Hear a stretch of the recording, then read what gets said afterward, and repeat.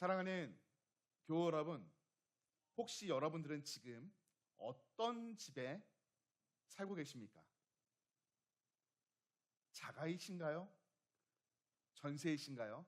아니면 월세이신가요? 우리가 살아가는 집의 형태는 다양합니다.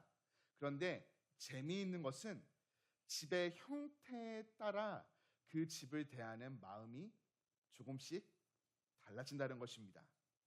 월세로 사는 집은 집주인이 따로 있습니다. 물론 깨끗하게 사용하고 관리하지만 그 집에 사는 사람들의 마음 한편에는 이런 생각들이 있죠. 여기는 내가 잠시 머무는 곳이다. 언젠가는 떠날 것을 계산하고 있는 것입니다. 반면 전세는 조금 달라요. 몇 년을 살아야 하니 가구도 배치하고 필요한 것이 있으면 손도 보면서 조금 더 애정을 가지고 가꾸기 시작합니다. 하지만 그래도 언젠가 계약이 끝나면 그것도 떠나야 할 곳입니다. 그런데 자가는 월세 혹은 전세와 마음이 다르죠. 내 집입니다. 내 공간이에요. 벽에 못 하나를 박으려고 해도 한 번 더 생각하게 됩니다. 작은 흠집 하나에도 마음이 쓰이고 가능하면 더 아름답고 좋은 것으로 꾸미고 싶어 합니다. 왜 그럴까요? 내 것이기 때문이에요. 주인은 자신의 것을 다르게 대하는 것이죠. 신앙도 마찬가지일 수 있습니다. 하나님을 내 삶 전체의 주인으로 모시고 살아가는 사람이 있는가 하면 필요할 때 적절히 하나님을 찾고 다시 자신의 뜻대로 살아가는 사람들도 있습니다. 어려움이 생기면 하나님을 찾습니다. 기도합니다. 도와달라 간절히 매달려요. 그런데 문제가 해결되고 삶이 평안해지면 다시 내가 계획하고 내가 결정하며 내가 원하는 방향으로 살아가기 시작합니다. 그래서 오늘 말씀 앞에서 우리는 자신에게 신앙의 근본적인 질문 한 가지를 던져보려고 합니다. 내 삶의 주인은 누구입니까? 오늘 우리가 읽은 이사야 43장의 말씀은 많은 성도들이 참 좋아하는 말씀이에요. 두려워하지 말라. 내가 너를 구속하였다. 너는 내 것이다. 내가 너와 함께 하겠다. 너는 내 눈에 보배롭고 존귀하다. 내가 너를 사랑한다. 참 따뜻하고 위로가 되는 말씀이죠. 그런데 이 말씀이 품고 있는 은혜를 제대로 이해하려면 먼저 하나님께서 왜 이스라엘에게 이러한 말씀을 전하셨는가를 살펴볼 필요가 있습니다. 이스라엘은 하나님의 백성이었습니다. 하나님께서 그들을 택하셨고 애굽에서 구원하셨으며 약속의 땅으로 인도하셨죠. 하나님께서는 분명 그들의 하나님이셨습니다. 그런데 이스라엘에게 문제가 있었어요. 당시 이스라엘은 하나님 앞에서 온전히 살아가던 백성이 아니었습니다. 하나님께서 그들의 주인이셨음에도 그들은 실제 삶에서 하나님을 주인으로 인정하지 않고 다른 것들을 의지하며 붙들고 살아갔죠. 삶의 풍요를 원할 때는 바알과 같은 우상을 찾았습니다. 자신들의 욕망과 번영을 위해서 다른 신들을 섬겼죠. 나라의 위기가 찾아오면 하나님을 의지하기보다는 세상, 바꿔 말하면 애굽이나 주변 강대국의 힘을 의지했습니다. 입술로는 하나님의 백성이라고 말했지만 실제 삶에서는 하나님이 아닌 것들에게 자신의 마음을 내어주고 붙들며 살았던 것이죠. 결국 그들은 그 길의 끝에서 무너집니다. 나라가 없어졌어요. 성전이 무너졌습니다. 땅을 빼앗겼습니다. 사람들이 흩어졌습니다.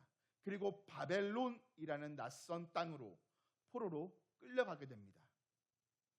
모든 것들을 잃어버리고 바벨론에 끌려간 백성들의 마음속에 어떤 질문들이 있었을까요? 이제 우리는 어떻게 되는 것인가? 하나님이 우리를 버린 것인가? 질문하지 않았을까요? 그리고 어쩌면 가장 근본적인 질문을 던졌겠죠. 우리는 이제 누구의 백성인가? 그런데 바로 그때 하나님께서 말씀하십니다. 1절입니다.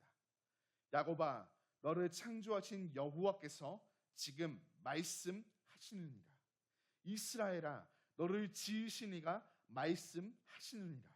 너는 두려워하지 말라. 내가 너를 구속하였고 내가 너를 지명하여 불렀나니 너는 내 것이라. 아멘. 여러분, 여기서 말씀의 시작을 주목해 보세요. 참 중요한 표현이 있어요. 한글 번역 성경에는요 빠져 있는데요, 히브리어 원어를 그대로 옮겨온 영어 번역 성경을 보면 이런 단어가 있어요. 그러나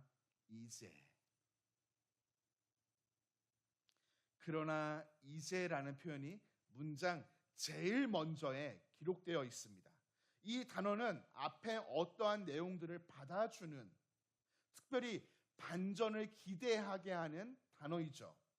앞서 이사야 42장에서는 이스라엘의 죄와 심판에 대한 내용이 기록되어 있습니다. 이스라엘이 하나님 앞에서 범죄했고 하나님의 길로 다니기를 원하지 않았으며 하나님 말씀에 순종하지도 않았습니다. 그래서 심판받아요. 그런데 하나님께서 그 모든 실패와 심판의 끝에서 말씀하십니다. 그러나 이제, 이 한마디가 분위기를 완전히 다 바꾸어 놓습니다. 하나님께서는 무너진 이스라엘에게, 우리는 이제 누구의 백성인가 질문하고 있는 그들에게 그 어떤 말씀보다 가장 먼저 하나님 자신이 누구인지 말씀하여 주십니다. 내가 너를 창조했다. 내가 너를 지었다. 내가 너를 구속했다. 내가 너를 지명하여 불렀다. 그리고 마침내 이렇게 선언하시죠. 너는 내 것이다. 이스라엘은 많은 것들을 잃었습니다. 나라를 잃었고 성전을 잃었고 땅을 잃어버렸죠. 자신들이 자랑하던 모든 것들을 잃어버렸어요. 그러나 가장 중요한 한 가지는 잃지 않았습니다. 그들이 여전히 하나님의 것이라는 사실 말이죠. 그들은 바벨론 땅에 살고 있었어요. 겉으로 보면 바벨론이 그들의 운명을 결정짓는 것처럼 보였습니다. 그러나 바벨론은 그들의 진짜 주인이 아니었습니다. 그들이 경험한 실패가 그들의 주인이 아니었죠. 그들의 환경이 그들의 주인이 아니었습니다. 그들이 붙들던 우상도, 그들이 신뢰하던 세상과 자기 자신도 그들의 주인이 아니었던 것이에요. 하나님이 말씀하십니다. 너는 내 것이다. 이 말씀은 단순히 하나님께서 이스라엘을 위로하시는 말씀이 아니에요. 그들의 정체성을 다시금 세워주시는 말씀이세요. 너희가 나를 잊어버려도 나는 너희를 잊지 않는다. 너희가 다른 것을 의지했어도 나는 너희를 포기하지 않는다. 너는 여전히 내 것이다. 여러분, 이 말씀은 오늘 우리에게도 아주 중요한 진리로 찾아옵니다. 우리는 너무 자연스럽게 말합니다. 내 인생, 내 시간, 내 돈, 내 자녀, 내 직장, 내 계획, 내 미래. 그런데 그런 우리에게 오늘 하나님이 말씀하세요. 내가 너를 만들었다. 내가 너를 구속했다. 내가 너를 불렀다. 너는 내 것이다. 그렇다면 우리 삶에서 가장 중요한 질문은 이것이겠죠. 내 삶의 주인은 진짜 누구인가? 입술로는 하나님이라고 고백하지만 실제 우리의 삶을 움직이는 것은요, 다를 수 있어요. 돈일 수 있습니다. 돈이 있어야 안심하고 돈이 없으면 모든 것이 무너질 것처럼 두려움에 사로잡힌다면 어쩌면 돈이 내 삶의 주인이 되어 있을 수 있습니다. 사람의 인정일 수도 있습니다. 누군가 나를 인정하면 기쁘고 누군가 나를 인정하지 않으면 삶 전체 내 존재의 가치가 흔들린다면 사람의 평가가 나의 주인이 되어 지배하고 있는지도 모릅니다. 성공일 수도 있겠죠. 내가 원하는 만큼 이루어내야만 내 인생이 가치 있다고 생각한다면 성공이 내 삶의 주인이 되어 나를 끌고 가고 있는 것입니다. 그리고 어쩌면 오늘 우리에게 가장 강력한 주인은 다른 어떤 것이 아니라 나 자신일 수도 있습니다. 내 인생인데 내가 결정해야지. 내가 원하는 대로 살아야지. 내 계획이 가장 중요하지. 우리는 너무나 자연스럽게 생각하고 행동해요. 기도하지만 사실 이미 다 결정해 놓았습니다. 하나님께 묻는 것 같지만 결국 내가 원하는 답을 하나님께 관철시키고 있는 것이죠.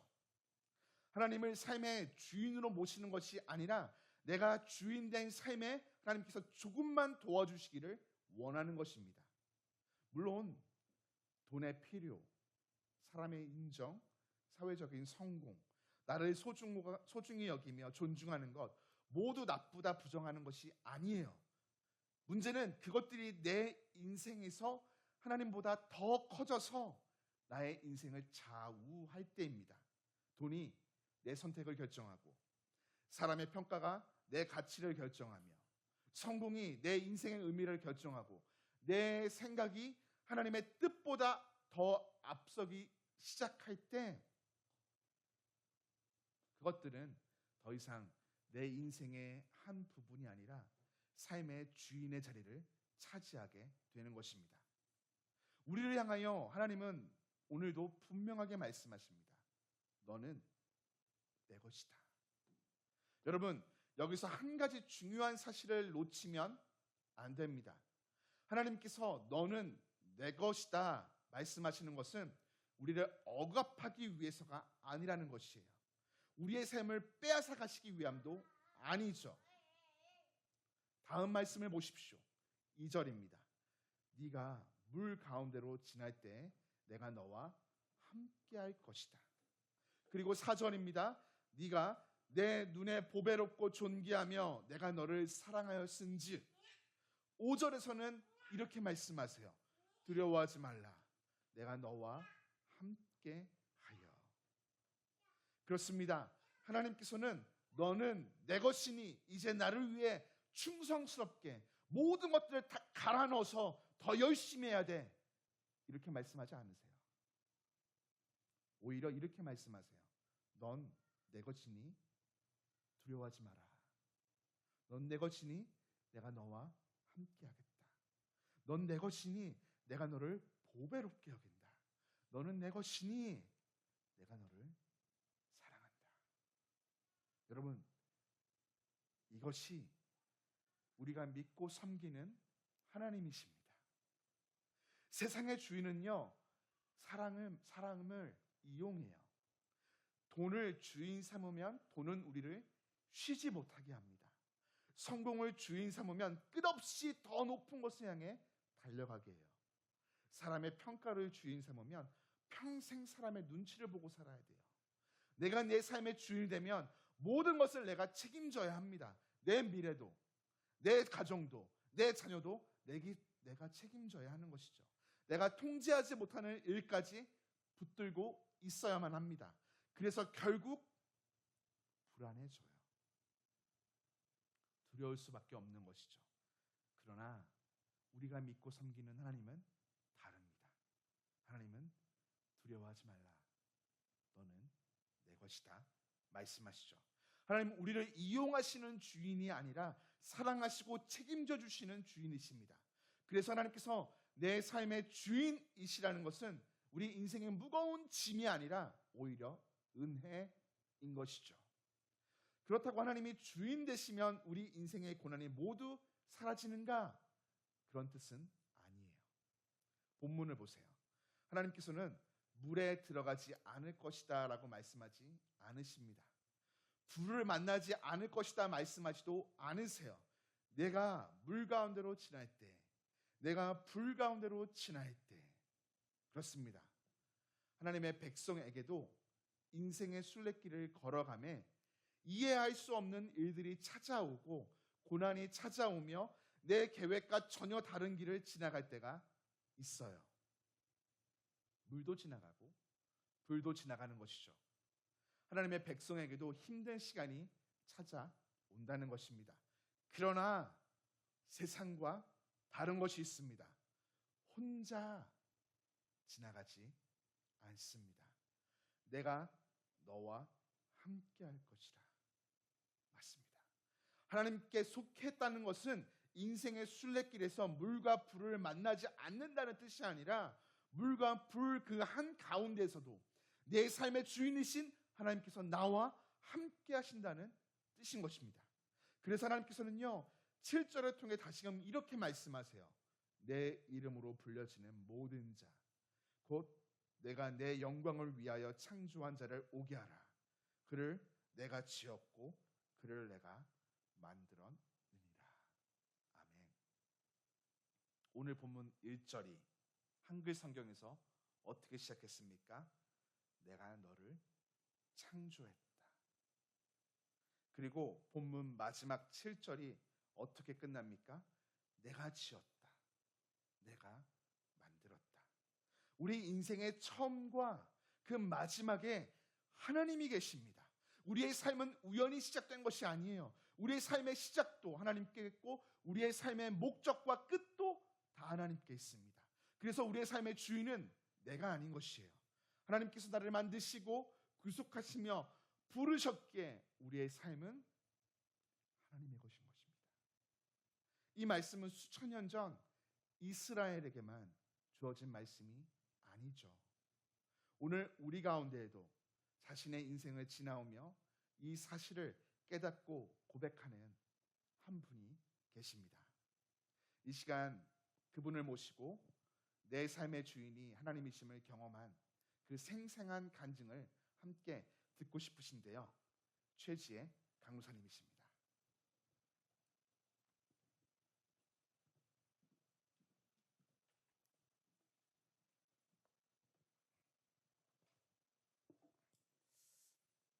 안녕하세요. 사랑하는 성도 여러분, 최지혜 강도사입니다. 오늘 저는 제가 말씀을 묵상하면서 하나님께서 제게 깨닫게 하셨던 은혜를 나누려고 합니다. 어느 날 사사기 6장 말씀을 묵상하던 도중에 하나님께서 기드온을 부르시며 가장 먼저 하신 명령을 묵상하게 되었습니다. 당시 이스라엘 백성들은 적국 미디안의 약탈로 살고 먹고 살기가 힘들어졌습니다. 그러자 하나님께 기도했고 하나님은 이스라엘을 구하기 위해 기드온을 세우셨죠. 그런데 이스라엘의 기대와는 달리 기드온을 세우신 하나님은 바로 적국을 무찌르는 것이 아니라 바알의 제단을 무너뜨리라고 기드온에게 명령하십니다. 저는 그 말씀을 읽으면서 하나님께 질문했습니다. 왜 먼저 미디안을 물리치지 않으시고 바알의 제단을 허물라고 하십니까? 그때 하나님께서 제 마음에 이런 질문을 주셨습니다. 지혜야, 너의 바알은 무엇이니? 그 질문 앞에서 저는 제 삶을 돌아보았습니다. 저는 청소년기에 하나님을 만나고 인격적으로 만나고 하나님 앞에서 인생을 헛되이 살지 않겠다 다짐했습니다. 그래서 공부도 정말 열심히 하고 대학 때는 학부에서 1등을 하면서 막 장학금을 받기도 했죠. 교회 사역도 정말 열심히 해서 열매들도 있었습니다. 그래서 저는 속으로 생각했습니다. 나 이 정도면 정말 최선을 다하고 살고 있다. 열심히 살고 있다. 그리고 교회 사역을 내려놓고 세상 속 청소년들을 섬기겠다는 마음으로 새로운 길을 시작했습니다. 그런데 현실은 녹록지가 않더라고요. 코로나로 인해서 준비했던 길이 모두 막혔고 어머니의 사업도 어려워졌습니다. 그래서 생계를 위해 새벽에 물류센터에서 일을 하고 도시락 가게에서 아르바이트도 했습니다. 그 와중에 틈틈이 자격증도 수십 개를 취득하며 강사로 자리를 잡게 되었죠. 여러 기관에서 일도 하고 상도 받고 인정도 받았습니다. 그렇게 저는 또 열심히 저에게 주어진 삶을 헛되지 않게 살아냈습니다. 그런데 언젠가부터 기도를 하는데 마음 한구석이 불편한 거예요. 특별히 회개기도 할 때였습니다. 교회 나가서 회개합시다라고 기도 인도자가 이야기하면 말씀하면 제 마음에 이런 생각이 떠올랐습니다. 하나님, 저 정말 열심히 살았습니다. 하나님을 위해 헌신했고 어려운 상황에도 하나님을 단 한 번도 원망한 적이 없고 최선을 다했습니다. 그런데 제가 무엇을 회개해야 하나요? 전 잘못한 게 없습니다. 그러던 어느 날 다시 이제 사역을 시작하기 위해 저희 교회에 있는 웨이워십을 목요일에 나오게 되었습니다. 그 예배 가운데 하나님께서 제 마음을 정확히 만지셨습니다. 지혜야, 회개해라. 그 말씀 앞에서 더 이상 버틸 수가 없었습니다. 하나님, 회개합니다. 그 한마디를 드리는 순간 하나님의 사랑이 제 마음을 덮기 시작했습니다. 말로 설명할 수 없는 하나님의 용납과 은혜가 제 마음에 쏟아졌죠. 기도하는 가운데 한 장면이 마음에 그려졌는데요. 커다란 십자가 앞에 제가 서 있고 십자가에는 예수님께서 달려 계셨습니다. 그리고 예수님의 옆구리에서 나온 피가 제 머리부터 발끝까지 폭포처럼 쏟아지며 덮는 모습을 보게 되었습니다. 그래서 그 가운데 회개하는 도중 인도자께서 선언하셨습니다. 여자여, 내 믿음이 너를 구원하였다. 평안히 가라. 그 순간 저는 깨달았습니다. 하나님께서 제게 회개하라고 하신 이유는 제 마음의 주인의 자리에 대해 말씀하고 계셨던 것이죠.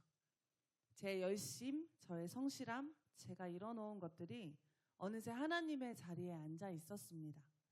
바알은요, 그 바알의 어원을 보면 주인이라는 뜻이거든요. 바알은 비의 신, 다산의 신이죠.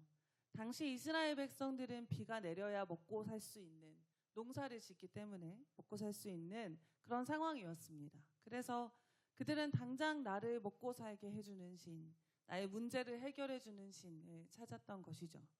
그들의 우상 숭배는 어쩌면 생존의 문제였을 것입니다. 저의 바알은 저 자신이었습니다. 좀 더 구체적으로 말하면 저의 열심이죠. 하나님을 드러내기 위해 하나님께 드렸던 그 열심은 제 삶의 문제를 해결하기 위해 하나님보다 먼저 찾는 바알이 되었습니다. 그때 하나님께서 말씀하셨습니다. 지혜야, 주인의 자리에서 내려와라. 내가 너의 주인이라.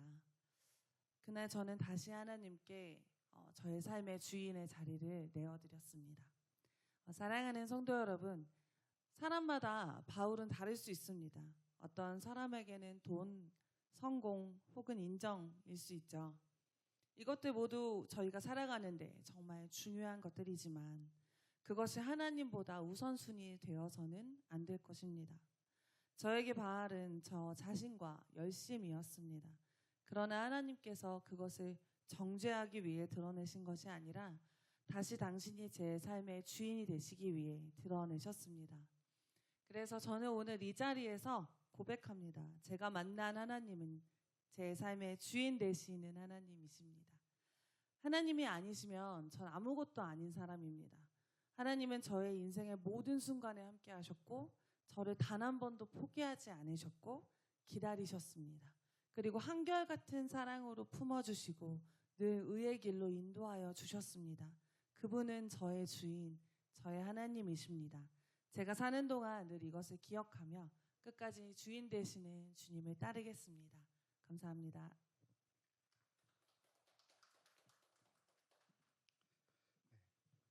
우리 다시 한번 최지혜 강사님과 또 우리의 삶에 참된 주인 되신 하나님께 영광의 박수를 올려드리겠습니다.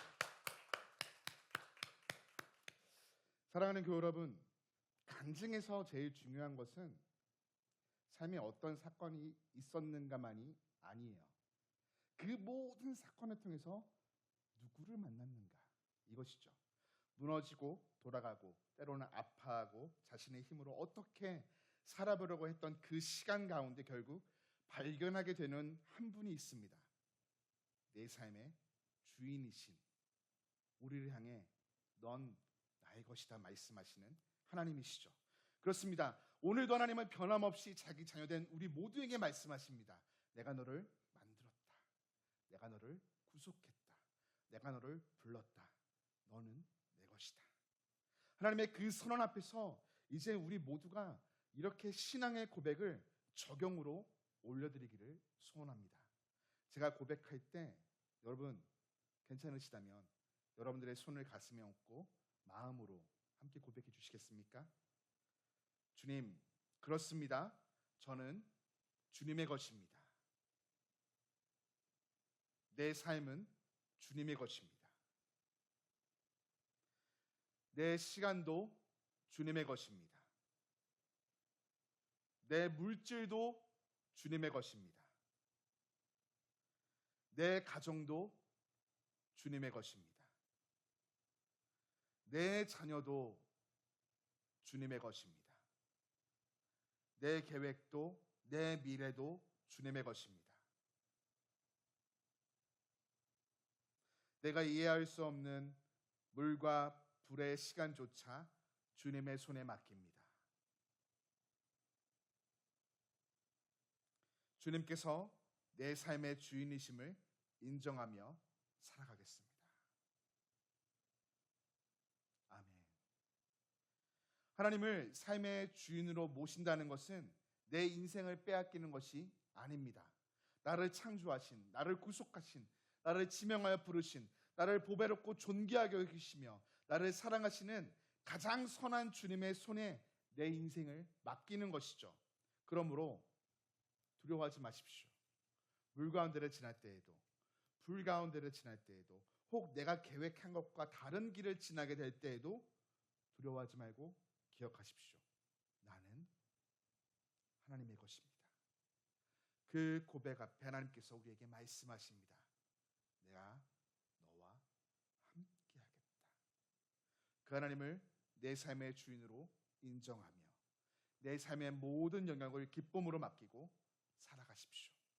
우리가 믿는 하나님은 우리 삶의 주인이신 하나님이십니다. 이것이 오늘 우리의 신앙 고백이 되고 또한 아름다운 노래가 되기를 축복합니다. 기도합니다.